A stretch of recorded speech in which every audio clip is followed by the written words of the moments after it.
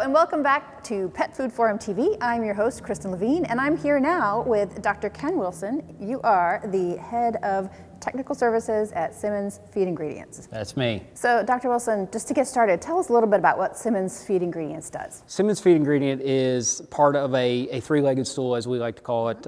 Simmons Foods, Simmons Pet Food, and then Simmons Feed Ingredients. We're all part of the Simmons Food family. We take the parts that come out of a processing facility, a poultry or a turkey, chicken, type, and manufacture them into high quality pet food ingredients that go on to further use into dry pet foods or canned.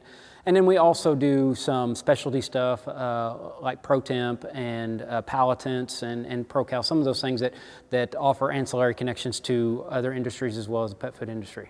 Let's talk about traceability of ingredients. Your customers want to be able to trace them, correct? Yes, ma'am. And why is that so important? Well, traceability revolves around the ability to correct a problem.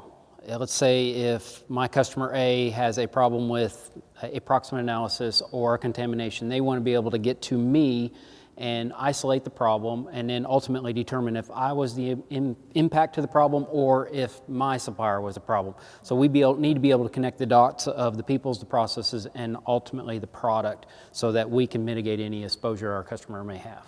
And what do you see for the future of traceability? I only see it getting more specific. You know, I mentioned people, processes, and products. Products tend to be at the core of traceability, but we're also going to need to be able to account for our manufacturing practices, maybe the people that handle it, the intercessories, the intermediaries, you know, like who did we sell to and then they further sold it to, or who did we buy to and then they further bought it. So we're going to have to be able to account for all of their behaviors around those events of sales and origins and ultimate disposition of destination. Excellent.